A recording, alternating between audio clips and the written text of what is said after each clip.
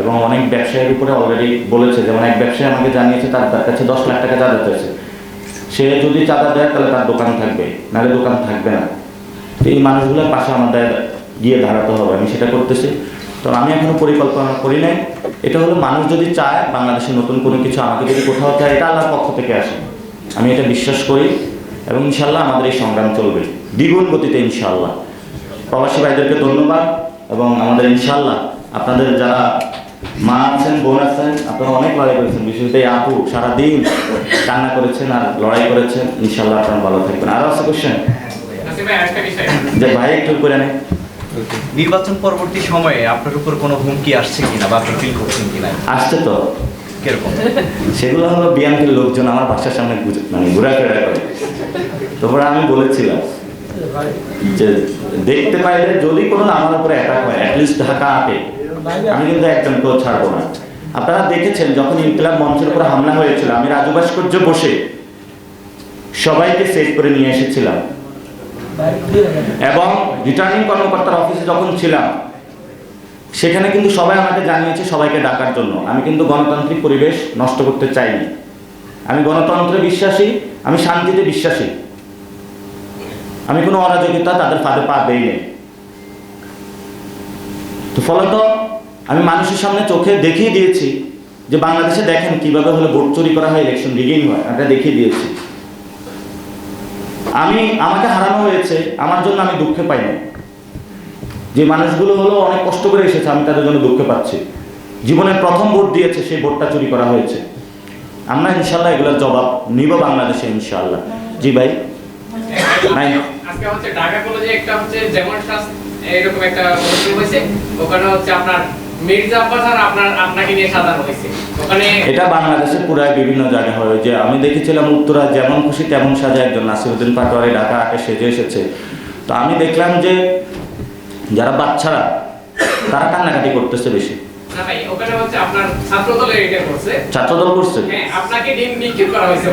কিন্তু এখন কথা হচ্ছে ওই যে করছে, যে যাকে ডিম নিক্ষেপ করা হচ্ছে ও হচ্ছে ছাত্রদলের, ওর বিরুদ্ধে আবার আপনার হচ্ছে নিয়মের সুন্দরী মায়ের হচ্ছে চাঁদাবাজি। ওরা তো চাঁদাবাজ দল। এবং আমাদেরকে আমরা বলেছি যারা ডিম নিক্ষেপ করবে আমরা তাদেরকে ফুল দিব, আমরা কারোর সাথে না, আমরা তাদেরকে বুঝাবো, এবং সে মরার আগ পর্যন্ত আমরা তাদেরকে হেদায়েতের দাওয়াত দিব। যদি মরার আগ পর্যন্ত হেদায়েতের দাওয়াত না পায়, সে ভালো না হয়, তাহলে আর কি করবো, কবরের উপরে যায় চাঁদাবাজ লিখে দিয়ে আসতে হবে। আর কিছু করার আছে আমাদের? বলেন, আপনার কিছু করার আছে? এখন আমরা সবাই ফোন দিয়া বলে যে তুমি কথা বলবে না, তোমার উপরে আক্রমণ হইতে পারে। ভাই আমি কোনো রং কথা বললাম কোথায়? আপনি একটা দুর্নীতি, চাঁদাবাজি, সন্ত্রাসী করেন, আমার এটা বলতেও যদি বাধা দেন তাহলে তো সমস্যা। তো এটা তো আমাদের এখন তো ইঞ্জিনিয়ার একজনকে বললেও ঝামেলা। আমি একজনকে বলেছিলাম ইঞ্জিনিয়ার, উনি আবারই বলেছে জনগণকে কনভিন্স করাই হলো ইঞ্জিনিয়ার।